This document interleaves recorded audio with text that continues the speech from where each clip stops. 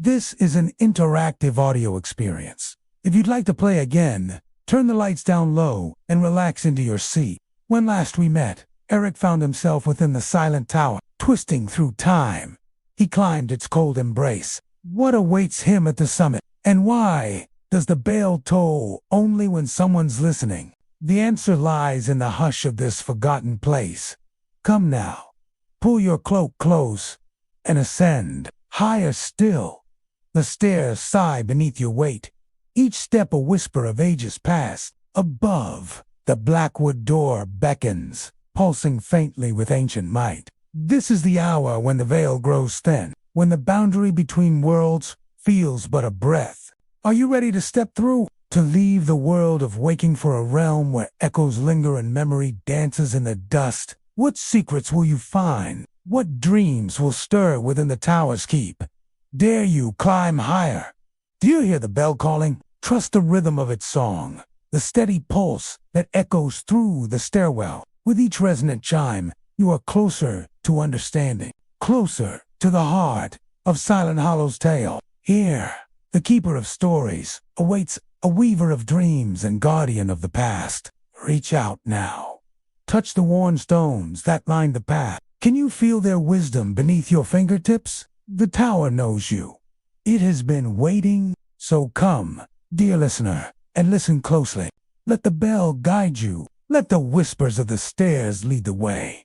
Your journey nears its end, ascent complete.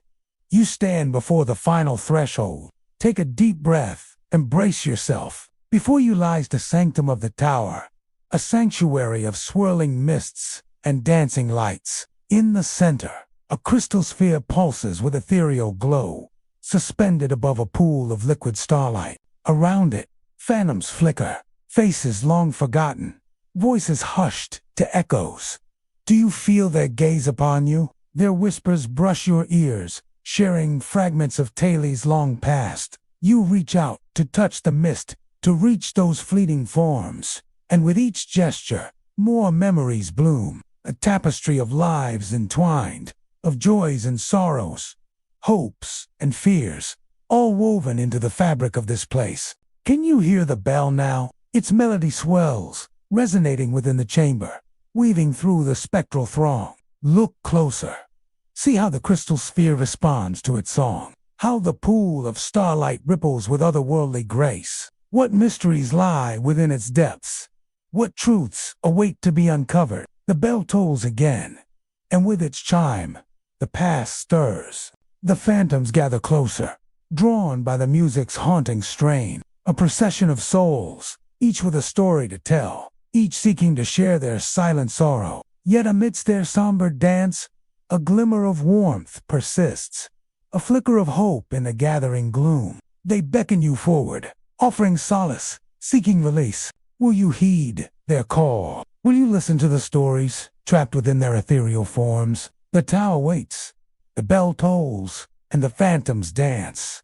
Listen closely, dear listener, for the fate of Silent Hollow hangs in the balance, and you hold the key to setting their spirits free. Do you hear the bell's soft chime? Do you see the phantoms reaching towards you? Feel their silent pleas echoing within your soul.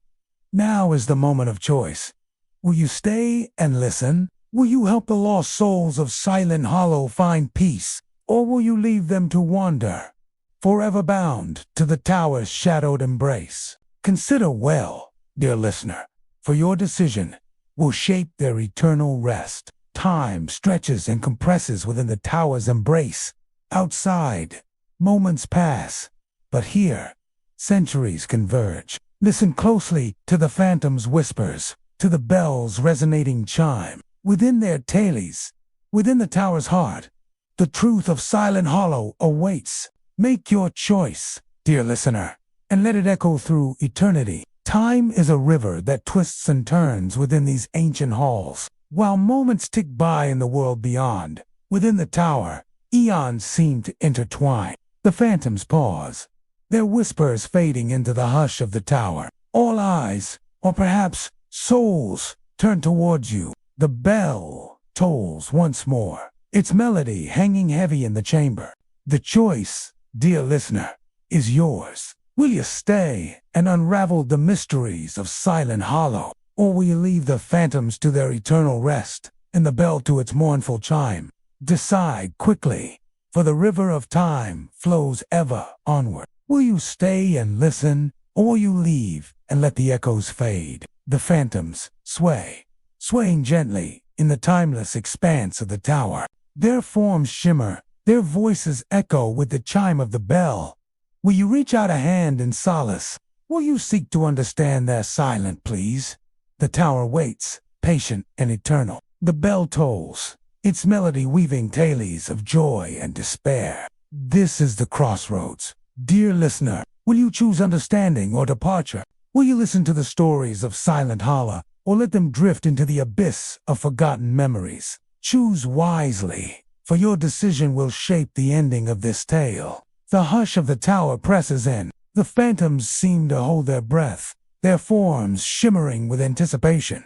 The bell falls silent. Only the echo of its final chime remains. The choice, dear listener, is in your hands.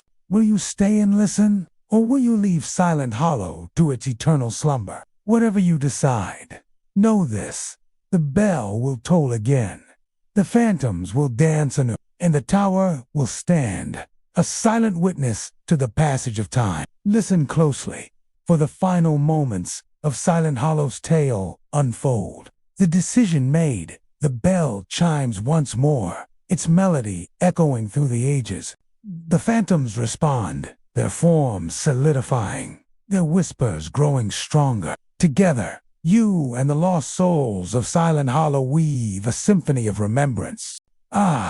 Welcome back to my channel. I'm so glad you've joined us once more. If you're new here, hello!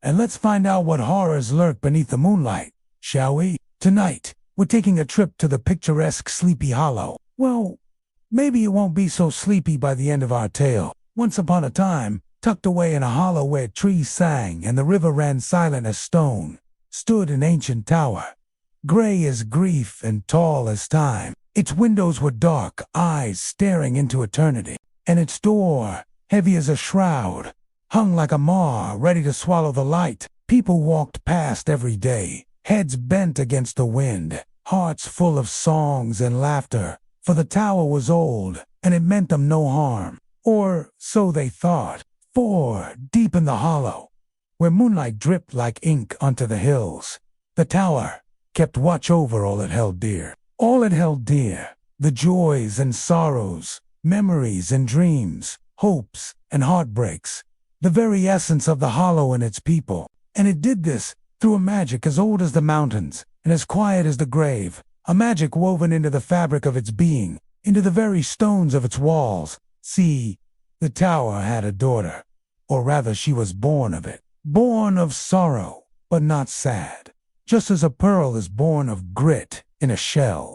A creature of moonlight named Seren, whose laughter echoed like wind chimes, and whose tears fell as silent as snow. She watched over the hollow, unseen, unheard, her magic gentle as dawn. But as years turned into decades and centuries drifted by, the people of the hollow forgot the seasons of their joy and sorrow. They forgot the lullabies their mothers used to sing, the tales their grandfathers told. They forgot the magic that wove them together. For memory is a fickle thing. It drifts on the winds of change, and sometimes it forgets to return. One day, a stranger arrived in the hollow. Wilric was his name, a seeker of tales and keeper of memories. Drawn by an unseen force, he climbed the tower, hoping to find a story worth telling. What he found instead was a sleeping sorrow. For the tower's magic was fading, and Seren, the bellkeeper, had become nothing but a whisper on the wind. But Elric felt the faintest echo of her magic, a melody barely audible, like the last note of a forgotten song. He heard it in the babble of the brook, in the rustling of leaves, in the sighing of the ancient pines. He heard it everywhere, calling him deeper into the hollow, urging him to awaken what was lost. The night was dark and deep when he finally reached the tower. His hand hesitated on the cold stone before him, unsure whether to knock or call. And then he simply pushed. The door creaked open, revealing a circular chamber bathed in the ghostly glow of moonlight. A single pane of stained glass, cracked and weathered, cast pale hues across the dusty floor, painting dancing shadows on the ancient stones. In the center of the room hung a massive bell, still and silent, wrapped in a tangle of vines that had somehow found purchase within the tower's depths. A great rope trailed from it, coiled in the corner like a slumbering snake.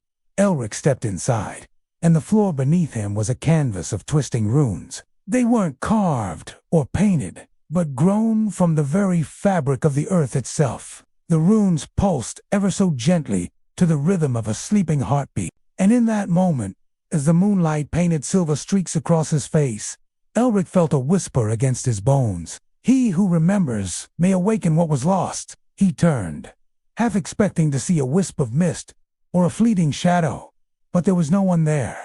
Yet the whisper echoed in his chest, resonating with a truth he couldn't quite grasp. Turning back, he saw in the center of the room where there had been only floor before, a book lay open, bound in velvet, its edges frayed, shimmering faintly with gold threads along its spine. Time seemed to pause. As soon as his fingers brushed the cover, the air shimmered like water rippling from a stone dropped into its depths. With bated breath, he opened it wider, revealing hundreds, thousands of names, each glowing faintly, then fading into obscurity. But on one page, the ink had not faded. A single name blazed with otherworldly light. Saren, of the first bell. Elric whispered it aloud, and the bell above him stirred. Not much, just a sway, as if breathing. Dust rained softly from the rafters, and the vines around the bell trembled. Then stillness fell once more, but something had shifted within the chamber, within Elric himself, as though a door in his soul had opened a crack, letting in a breeze from another world. That night, he returned to his lodging, a small inn nestled at the edge of town. Outside, he found the girl waiting for him, her eyes shining with an otherworldly glow. "You found her," she said. Startled, Elric could only blink. Saren, the girl nodded. "She was the last bellkeeper. The tower has been waiting for her to be remembered." He sat beside her on the steps. "Why me?" she shrugged. "You heard the bell. Most people can't. They're too loud inside." That night, he dreamed of bells, not the tolling clamor of alarm or celebration, but the gentle chime of wind chimes, each note whispering secrets on the breeze. He stood in a garden where trees had no leaves, but bore bells that swayed and tinkled softly. A woman stood in the center, her hair long and white like fog, her dress made of falling petals, and her eyes were closed. She didn't speak, but Elric felt her words in his bones. "I rang the bell for the last time to seal the sorrow away. But now the hollow forgets, and if it forgets too long, the sorrow will return." Elric opened his mouth to ask more, but she placed a finger to her lips, and the dream faded. He woke before dawn, and the tower called to him again. But this time, when he reached its top, something awaited him. Beside it lay a feather. Not a bird's feather, but something larger, older, like it had fallen from the wing of a dream. Beside it, a second book. This one bound in midnight black velvet. He opened it, blank, page after page, empty, until the very last. There, in silver ink, the bellkeeper must write again. Words hold memory, and memory is what keeps the hollow whole. Elric looked up. The bell trembled once more. The rope swayed. He understood now. The tower wasn't just stone and magic. It was a vessel of stories and sorrow. Without memory, the village, the people, even the land would fade, leaving behind only a whisper on the wind. That morning, for the first time in decades, the bell rang 3 times. Low, deep, echoing across the valley. People froze in their homes. Birds flew from trees. Leaves stilled in the wind. And the girl smiled. "She's waking up." Elric began to write in the black book. Every night he wrote the names, the dreams, the lullabies. He wrote of Saren, of the tower, of the sorrows sealed away. And each time he finished a page, A bell in the garden of his dreams began to ring again, softly, hopefully, and the hollow began to change. A new flower grew by the well. A grandmother hummed a long-forgotten song. A child who hadn't spoken in months began humming in her sleep. Memory was returning. But deeper still, beneath the tower, something shifted. A door beneath the stones, one no one knew existed, whispered as though it too longed to be opened. And Elric, he began to feel it, a presence, not evil, but waiting. Something else was sealed within the tower's roots, something that did not wish to be forgotten. So ends our tale for tonight. Listener, I hope you enjoyed this chilling journey to the Hollow. Remember, if you liked this story, share the fright with a friend. Until next time, sleep tight and don't forget, even in the darkest hollows, memories have a way of returning. So, hold on to yours. And if you hear a bell toll in the night, perhaps it's just the wind, or perhaps, just perhaps, it's a story waiting to be remembered. You're still here, still listening. The hush of the hollow still cradles you in its arms, and the whispering bells sway gently in your dreams. Let go, even more. Let your breathing slow.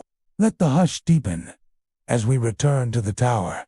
Days passed. Each morning, the mist clung to the valley like a protective shawl, and each night Elric climbed the winding stairs of the bell tower.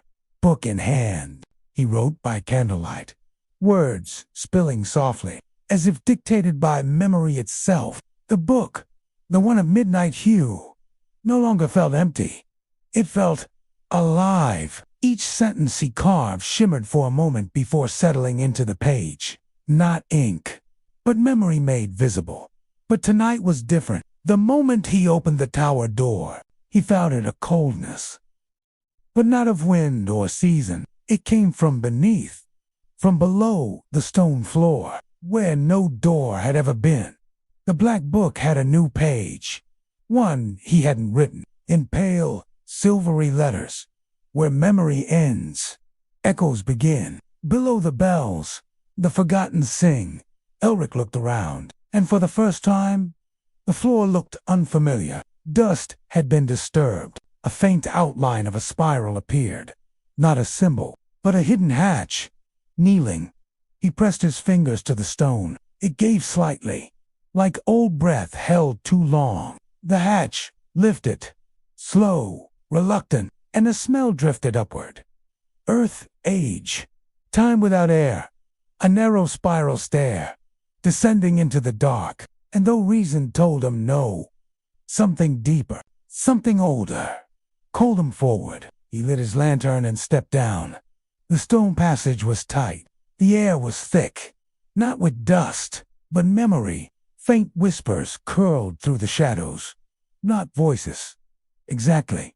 More like moments, echoes of laughter, weeping lullabies, sung long ago. And then, a soft hum, steady, warm, like someone was waiting. After many winding steps, the passage opened, a vast chamber. Beneath the earth, the walls were not stone, but bone-white roots, intertwined like lace. A tree, enormous, unseen above, had wrapped its roots around the hollow earth, and at the center of the chamber was a cradle, not for a child, but for a bell, a smaller one, silver, smooth, hung above a pool of still water. Elric stepped closer. In the reflection, he saw not himself, but Saren. She stood in the water's mirror, face calm, hands clasped, lips unmoving. But again, Elric heard the words. This is the bell of the first silence. The sorrow sealed here has no name, only the memory of pain. It was never meant to wake. Elric trembled. Then why am I here? A pause, a long silence. Then the reflection changed. Now he saw the village, but broken homes crumbled. The sky cracked with green fire, children crying with mouths that made no sound. And above it all, the tower, blackened, and the great bell, fallen. Elric staggered back. His breath came fast. No, this hasn't happened. Not yet, whispered the voice in his bones. But it will. If the memory is lost, he fell to his knees beside the small silver bell.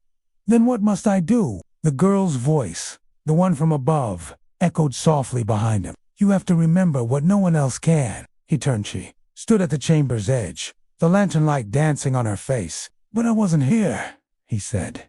She stepped forward, eyes steady. You were, not in flesh, but in memory. You are the last remnant of those who sealed the sorrow. Your blood remembers. Your bones remember. Now, your words must remember. Elric stared into the silver bell, and slowly, gently, lifted the rope. It was no thicker than thread, but it carried the weight of centuries. He rang it once. No sound, only a vibration. And in that vibration, a flood. Vision surged through his mind. A time when the hollow was not silent, but full of song and magic. When the bells did not warn, but weaved memory into the land. A time before sorrow, before silence. And then, the arrival of something. A shadow, a presence that fed on forgetting. The people fought it not with swords, but with remembrance. And the bell, the silver one, was the seal. A lullaby, locked in metal and magic. And the one who rang it was Saren. He saw her sacrifice, her smile as she vanished within the roots, becoming one with the tower, her voice trapped forever in the echoes. When the vision ended, Elric was on the chamber floor, gasping. The girl stood above him. You know now, she said. You remember. But others must too. Right. Ring the bells. Let the hollow awaken before it forgets itself completely. He nodded slowly, and with a last look at the silver bell, he ascended the stairs, back in the tower. The sky was pale with dawn. The bells, once silent, now swayed softly in the morning wind. Not loud, but clear. And beneath the notes, a song began to rise. Not from the bells, but from the people. Old songs, childhood rhymes, lost lullabies. The hollow was remembering, and Elric, with trembling hand, opened a black book once more. He dipped his quill. He began to write. In the chamber beneath the roots, a bell remembers sorrow mute. A voice once lost begins to sing, and memory returns. On silent wing, let go. Let yourself fall into the melody. The bells are singing you home. Let the music carry you away. In the days that followed, Elric didn't just write. He sang. His voice, hoarse at first, grew stronger with each note. He walked among the people, not as a stranger, but as kin. They joined him, their voices weaving with his, until the hills echoed with song. Laughter rang through the streets. Children chased each other, their cries clear and bright. The hollow, awakened, thrummed with life. The bell tower, once somber, now vibrated with moon. For Elric remembered, and in remembering, set the forgotten souls free. Elric and the villagers continued to ring the bells, to sing the ancient songs, to remember. The bells became a beacon, their music carrying tales of bravery, of loss, of love, and most importantly, of remembrance. The hollow, once teetering on the edge of silence, was now a symphony of memories, each note a testament to the triumph of remembrance over oblivion. And so, the tale of Elric and the bells serves as a reminder that even in the darkest of times, memory is a powerful force. It is a balm for the broken, a light in the abyss, and a song that echoes through eternity. If you want to support us, you can check out our support page. The candle flames dance in the twilight, casting flickering shadows on the ancient stone walls of the tower. The air is thick with the scent of pipe smoke and old parchment. As the last sliver of sunlight fades away, leaving you in the gentle glow of the lamplight, the hollow stirs from its slumber. Tonight, it shares its tale. Tonight, the bells of the hollow are ringing. You hear it, don't you? From somewhere far off on the wind, you turn toward the sound. You know you should heed its call. You can't explain why, but your feet are already moving. In the distance, you see it, silhouetted against the darkening sky. the solitary figure of the old scribe.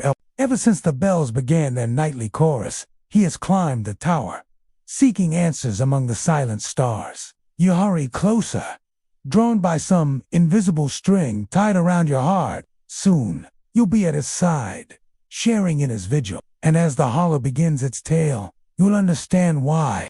You're still listening, still floating on the hush between candlelight and dream. The bells have rung, and now the hollow stirs. You're safe, drifting. Let's go deeper now, deeper into the story. The village was changing, not with great noise or alarm, but with a quiet unraveling of forgetting. Children began humming tunes their parents didn't teach them. Elders found names they thought they'd lost. Walls whispered old stories when brushed with fingertips. It was as if the hollow itself had taken a deep breath and was beginning to speak again. Elric, ever watchful from the bell tower, watched the change he wrote, without rest, not from urgency, but from flow. His book, the one of midnight hue, grew warm in his hands. Pages turned with wind that didn't blow. Ink moved like liquid thought. He was no longer the author. He was the vessel. The book was an open wound in the hollow, a place, not of pain, but of potent remembering. But as memories returned, so did the echoes. They were not shadows. They were not spirits. They were the forgotten themselves. Unfinished thoughts, unspoken words, unmourned pain. They drifted through the village at dusk, flickering where lamps dimmed, pooling at doorsteps, lingering beside windows. People saw them. At first, fear painted their faces, but as the days spun tailies, the fear faded to sadness, then to quiet wonder. One evening, a boy named Karan did not return from the forest path. He had gone to follow a song. His sister swore it was the same lullaby Elric had once written in the book, but when they called his name, there was only silence. Elric knew what must be done. The time for writing alone was over. The hollow needed remembering together. He called a gathering at the tower's base. The villagers came, hesitant at first, but when the bells rang, they stayed. They stood in a mist, eyes turned upward, hearts slightly open. Elric began to read aloud. Before the hollow knew silence, it knew sorrow. Before sorrow, it knew joy. And before joy, it knew song. We have lost the path, but the bells remember. And so do we. He looked at the crowd. I cannot tell the whole tale alone, he said. You each carry a piece. A long silence. Then, a voice. An old woman spoke of her mother's song, the one she swore she never knew until now. Then another, a farmer recalling a dream that led him to plant wild thyme where it had never grown before. Each voice was small, but each voice added a thread, and the tapestry began to mend. That night, the bells rang themselves. No hands touched the ropes. No wind stirred the chimes, but the air was full of sound. Meanwhile, Karan's trail was found. Tiny footprints led beyond the forest to the place where mist became stone, where the land folded downward into the gloaming hollow, a place not found on any map, a place even the oldest didn't speak of. But Elric knew it was the other side of memory, the place forgotten on purpose. He packed only what he must: the book, the lantern, the silver thread he had taken from the hidden bell chamber, now wrapped carefully in his palm. And with the villagers watching silently, he stepped into the fog. The gloaming was not dark, but it was empty. Not of things, but of meaning. Trees had no names. Rocks held no age. The sky did not move. It was as if time had exhaled and never breathed back in. And then a whisper, faint, familiar. Elric. It was Karan. He ran toward the sound, heart pounding, and found the boy standing still beside a pool of still water, not unlike the one beneath the tower, but this one did not reflect. It absorbed light, sound, memory. Karan turned. His eyes were cloudy, as if dreaming. Elric, he whispered, I can hear her siren. She says the hollow must forget again. She says it's safer. Elric knelt beside him. No, that is not Siren's voice. Corin blinked. She says sorrow will return if we remember too much. Elric reached into his satchel, brought out the silver thread. It shimmered brighter here. He tied it gently around the boy's wrist. Instantly, the fog pulled back. The pool grew still. The whispering stopped, and Corin gasped, as if waking from a long sleep. She lied, he said softly. Elric nodded. Yes, and not all lies are cruel. Some are just afraid. Together, they turned to leave. But the path had changed. No longer mist, but a bridge of light, woven from memory, story, and song. The hollow had heard them, and sent the way home. When they returned, the villagers wept. Not from fear, but from recognition. The hollow was healing. That night Elric did not write. He listened. To the bells, to the wind, to the voices returning. One by one, the hollow was no longer silent, and the tower had become more than stone. It had become a beacon, a library, a heart. You're still here, still listening, still nestled in the quiet between moonlight and memory. Let go of today. Let your eyelids grow heavier, and return now to Silent Hollow. Time began to move differently, not faster, not slower, but truer. The villagers no longer feared the past. Instead, they began to honor it. They spoke of lost names, told stories by the hearth, sang lullabies that hadn't been heard in centuries, and in doing so, the hollow began to glow. Elric, the keeper of the bells, the writer of remembrance, no longer lived alone in the tower. The children often visited him, to ask questions, to listen, and sometimes, just to ring the smallest bell. Each bell had found a voice now. Each chime held meaning. One was for courage, another for sorrow, one for joy, and one, the softest, for dreams. The book, the black rune-bound book, had stopped writing itself, not because it was finished, but because it was full. Full of stories, full of truths, full of souls once lost, now found again. So Elric placed it upon the pedestal beneath the main bell. There it rested, humming gently, its cover no longer cold, but warm, like sunlight after storm. One night, the bells rang backward, from the highest to the lowest, a reversal never heard before. Elric stirred. He had been dreaming of a voice, one he hadn't heard since he was a boy, his mother's. The villagers gathered quickly. No one knew why the bells reversed, but all felt it, a pulling, a calling, not dangerous, but deep. From the trees came a procession, not of people, but of lights, tiny glowing wisps, flickering like memory moths. They floated through the square, silent and sure, and where they touched, old things bloomed. A broken fence grew vines, a cracked step mended itself. A forgotten grave glowed with flowers long extinct. The hollow was not just remembering, it was rewriting. One wisp paused before Elric. It circled once, twice, and then entered his chest. He gasped, but felt no pain, only recognition. He saw a field, a laughing child, a melody played on a reed flute, and then her, his mother. She turned, smiled, and whispered, "The hollow has one final story to remember, my son, but it must be remembered by you." Elric fell to his knees. Tears, not of sorrow, but of homecoming. The next day, he climbed the tower alone. At the very top, he found an ancient panel behind the main bell, a space no one had noticed before. Inside a scroll, bound with vines, and dusted in starlight. Its title, The First Silence. He unrolled it slowly, and began to read. Long ago, before bells, before memory, there was silence. Not peaceful, not kind, but empty. A hollow too deep for thought. Then came a voice, a single tone, the first bell, and it sang, "The world awake." Elric trembled.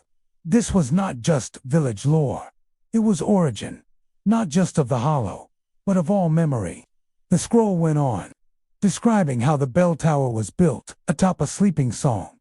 how each chime was an echo of that first tone, and how every person born in the hollow was a note meant to be played. The silence, it said, would always try to return. But as long as one bell rang, one child sang, one soul remembered, it would never win. Elric stood. He looked out over the hollow, and for the first time in generations, he rang every bell at once. The sound that followed was not loud, but it was everywhere. It echoed beyond hills, beyond time, beyond life, and it awoke those in distant lands, dreamers, sleepers, seekers, who paused, smiled, and whispered, "The bells are singing again." Now, if you should wake from slumber with a start, if you hear whispers on the wind tonight, or catch the scent of half-remembered dreams, you are not alone. The hollow remembers you, and somewhere deep within its ancient stones, your own story sleeps, waiting to be found again. Just follow the melody to its source. Climb the hill to the silver-spired bells, and when you ring their ancient bronze, you will find yourself again. Oh yes, the bells will sing you home. So rest now, dear listener. Let your heart be still. Let the silence pass you by. And know this, there is a tower in a forgotten village, where bells remember, and stories never die. Beneath Silent Hollow, there are stories older than time. You can hear them in the whisper of wind through the trees. See them in the faces of those who never left home. Feel them in the very ground you walk upon. But most of all, you can find them in the silence between the notes when the bells of Silent Hollow chime. This is a tale from an old book of forgotten lore. It has been passed down for generations and is finally told here for the first time. Though fair warning, traveler, for this is a winding path we tread tonight, one that dips deep into memories better left undisturbed. Are you sure you wish to journey into the dream beneath Silent Hollow? If so, let your breath slow, let your thoughts drift, and let us begin. Once upon a time, the village of Silent Hollow had been built atop a slumbering secret, buried under layers of earth and dreams and deliberately forgotten spells. Here, time moved differently. Days were shorter, seasons skipped, and children dreamed in hues of twilight. Theirs was a peaceful life. They tended their homes and farms. They watched the endless parade of seasons turn and fade, and every evening they stood together in the square beneath the 5 great bells, watching the sun sink into the mountains. And every evening the bells rang out, chiming a tuneless song that seemed to have always been and always would be. That is, until the day the stranger arrived. His name was Elric, and he was a seeker of stories, one who walked from town to town, listening to the songs in the wind, reading the tales etched into the bones of the earth.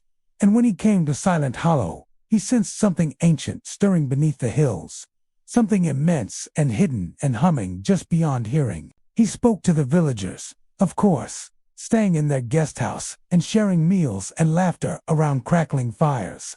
But his nights were spent in the whispering woods outside of town, listening to the secrets the earth was spilling in his dreams. And there, beneath the willow tree, with leaves the color of moonlight, he learned of the bells and the dream beneath Silent Hollow. As the days passed and the weeks flew, Elric grew fond of the villagers, their simple lives, and the steady rhythm of their days. But he also felt the pull of the unknown, growing stronger with each passing hour.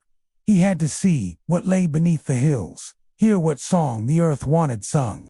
So one night he knocked on the doors of the 5 houses he had come to know best, rousing their gentle souls in the darkest hours. And when they stepped out blinking, he led them to the willow tree and shared what he had heard. And when he finished, the bravest of the 5, a woman named Moira, with hair the color of falling leaves, asked him, "Can we hear it too?" And Elric nodded, leading them all into the woods and past the sleeping trees to a clearing where nothing grew and everything was still. Then, taking a deep breath, he closed his eyes and listened. And as the first fingers of dawn touched the sky, he heard it. At first, only a tremor in the earth, a subtle vibration beneath their feet. But then it grew. Moss sprouted on nearby stones. The well water shimmered, bubbling up from the earth. And finally, he heard it. A melody, faint but familiar, like a half-remembered dream. The earth was singing to him. She wanted to tell him a story, and he would listen. Then, just as suddenly as it started, it stopped. The earth fell silent, the moss froze in place, and the well water stilled once more. And when Elric turned to the others, he saw wonder shining in their eyes. Each of them had heard it, too. The song of the earth, the memory of the dream below. But though the melody was gone, Elric knew he had been changed by it, forever marked by what he had heard. And when the others returned to their homes, he stayed behind beneath the willow tree, listening for the earth to speak to him again. And she did, in a way that startled him. A single bell chimed in the distance, and then another and another, until all 5 notes rang out in the morning air, as if summoned by his own desire. The villagers appeared beside him, each holding a wooden clapper that matched one of the village bells. And when they looked at him, Elric saw understanding in their eyes. They had all heard the earth song too, and they wanted to help. Together, they walked to the edge of the village, past the fields and houses and into the woods. Following the song, they ventured deeper and deeper into the green, until the trees thinned and the path grew clear. Before them sat a ring of moss-covered stones, some large, some small, some whole and others broken, scattered as if by some great upheaval. And in the center stood a willow tree, with leaves the color of moonlight, shimmering faintly in the morning light. Its branches reached toward the sky like beckoning fingers, and its roots wove through the stones as if seeking purchase on the surface of the earth. And when the villagers stepped within the ring, the song of the bells swelled in their chests, aching to be released. And as one, they raised their clappers and struck the stones in turn, creating a discordant harmony that mingled with the notes of the distant bells. They did this for 3 days, calling to the earth and waiting. And on the 3rd day, as the final notes faded into the trees, the earth rumbled beneath their feet and the ground split open, revealing a staircase spiraling downward into the warm earth.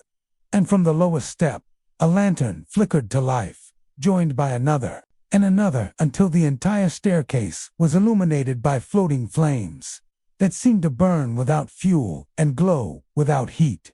The villagers hesitated, unsure what to do. Then Moira stepped forward, her hand hovering over the first step. When she touched it, the stone pulsed beneath her fingers, thrumming with a deep inner light and sending a tingle up her arm that made her want to laugh and cry at the same time. And when she looked at the others, she saw the same wonder reflected in their eyes. One by one, they stepped onto the staircase and began their descent, their footsteps soft and reverent on the earthen steps. And as they passed each lantern, it flared brightly as if greeting them by name. And the deeper they went, the softer the light grew, making everything seem timeless and serene. Finally, they reached the bottom and stood before a wooden door, breathing slightly in the stillness. "You're still here," breathing with the rhythm of the bells, following the dream deeper, where the stones themselves begin to hum. "Let everything else go. Let your body melt into the mattress. Let your thoughts become feathers, drifting down, down, into the hollow, where the stone remembers." Since the return from the first bell, Silent Hollow was no longer truly silent. At night, you could hear it, a faint pulse in the soil, a song in the wind, a hush that was not empty, but full. Even the animals noticed. Foxes paused at the forest's edge. Owls blinked a little slower. Even the rain fell more gently. But one question lingered in Elric's heart. Why was the cradle empty? He spent hours in the tower's chamber, hands tracing old blueprints carved into the stone, eyes reading journals written in disappearing ink. One evening, as dusk painted the sky with lilac shadows, he found a fragment tucked in the hollow spine of an ancient book. Just 7 words. "The sound sleeps where the 3 stones meet." Elric knew this was not metaphor, not poetry, but map. He gathered the keepers again, and one by one, they set out, not to find, but to be found. They traveled where 3 stones stood: a stone of river, slick and weeping; a stone of flame, blackened by a fire long forgotten; and a stone of sky, pale blue, resting alone atop a hill. There, beneath those stones, they heard it, not with ears, but with bones. A song, deep, circular, eternal. A lullaby from before sound had shape. The villagers began calling it the sound that sleeps in stone. One child, the youngest in Silent Hollow, a girl named Thalia, was drawn to it more than anyone.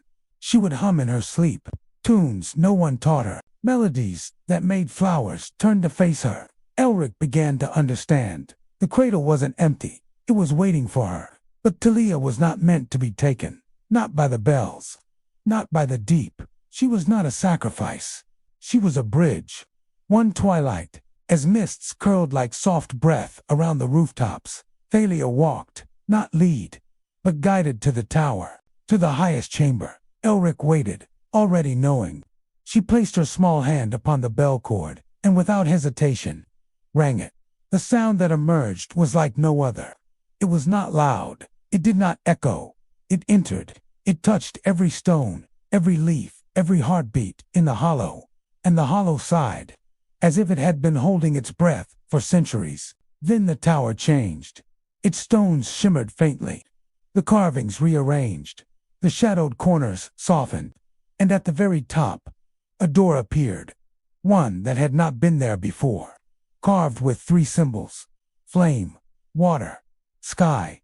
Thalia looked up at Elric and smiled, not with joy, but with knowing, as if she remembered building this place long ago, and now she had simply come home. They opened the door. Behind it was a room made not of stone, but sound, yes, sound given shape. Walls that hummed with lullabies, a floor that rippled like harp strings, a ceiling of stars that twinkled in rhythm with your breath. Here, time slept, and memory sang. They sat together, Elric and Thalia, and listened, not with ears, not with minds, but with hearts. And in that silence, they heard something else. Not from the tower, but from far away. Another bell, answering Elric, stood slowly, eyes wide with wonder. "There are others," he whispered. "Other towers, other bells." The hollow was not the only place dreaming, and now it was time to awaken them. Let the drum of memory beat in your chest. Let it call through the chambers of your bones. This is the first dream. Your dreams will be wilder. Your dreams will be more strange. Deeper in the dark, closer to the light. More you give, more you will receive. Are you ready, traveler, to follow? We will move swiftly now. Swiftly and softly. Are you listening? Good. Then hold fast to your courage. Hold fast to your hope. Hold fast to your deepest dream. Breathe, and do not be afraid. This is the path of the weaver.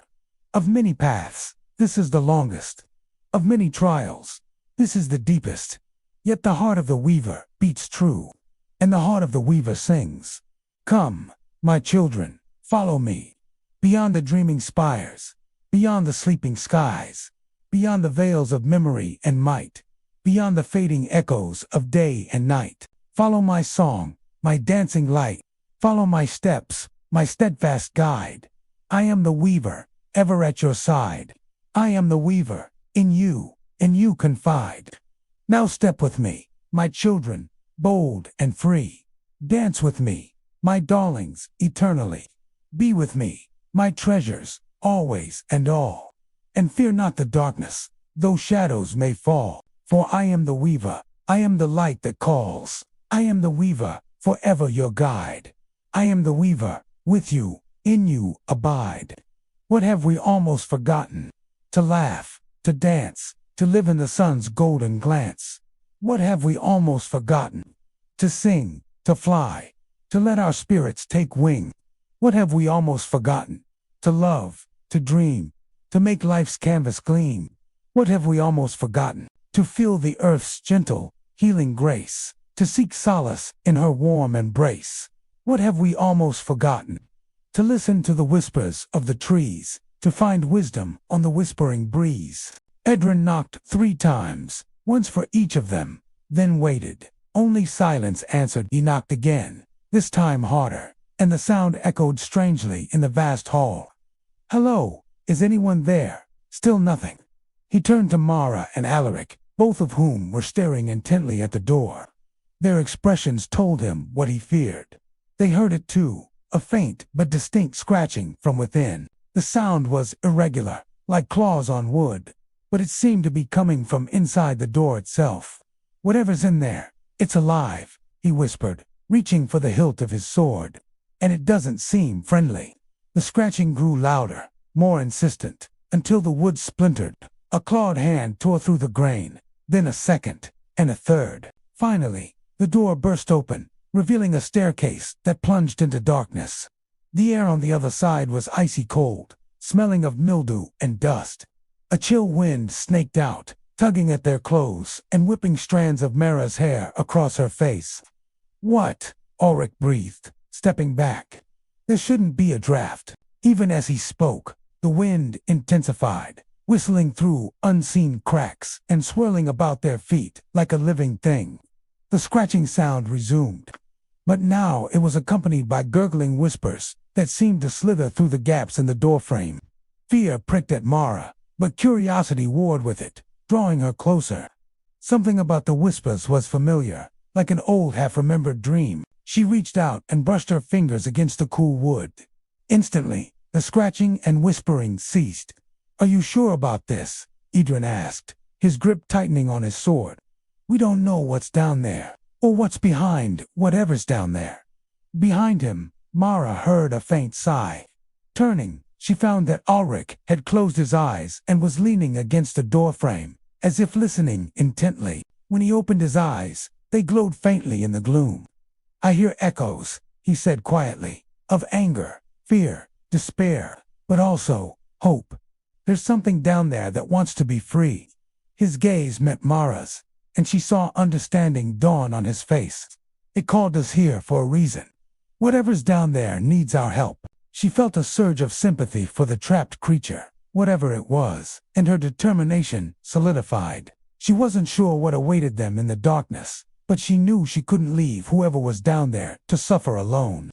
She placed a hand on Adrian's arm. "We can do this," she whispered. He looked down at her, his features softening, and Mara saw her reflection in his eyes, not as a scared young mage, but as a beacon of courage and kindness. "Together," he murmured, squeezing her hand before stepping forward. With Idrin in the lead and Mara beside him, they descended into the darkness, Alaric trailing close behind. Every step took them deeper into the earth, the temperature rising steadily. The scratching sound started again, along with wet, gurgling whispers that slithered up the stairs like eager tongues. When they reached the bottom, they found themselves in a vast cavern. At its heart, a pool of stagnant water lay shrouded in mist, its surface rippling as if disturbed by unseen claws. Around the pool, chained to the wall, were 3 sarcophagi, each bearing strange markings that writhed like living things. But it was the 4th coffin that drew their attention, the one in the center. It was crafted of dark obsidian, polished smooth by countless years of erosion, and bore no markings save a single silver keyhole. Next to it, a key lay embedded in the stone, glinting faintly in the gloom. Mara felt a pull toward it, as if the key itself was beckoning her. As she reached out, the water in the pool churned violently, sending mist spiraling into the air. The scratching and gurgling grew louder, more insistent, and the 3 coffins shuddered, their lids rattling ominously. A raspy voice echoed through the cavern.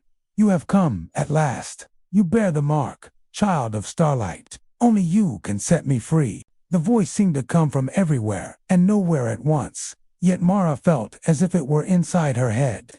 She glanced at Idrin and Alric, both of whom wore expressions of dawning realization. "This place, this is where the barrier between worlds is thinnest," Alric said slowly.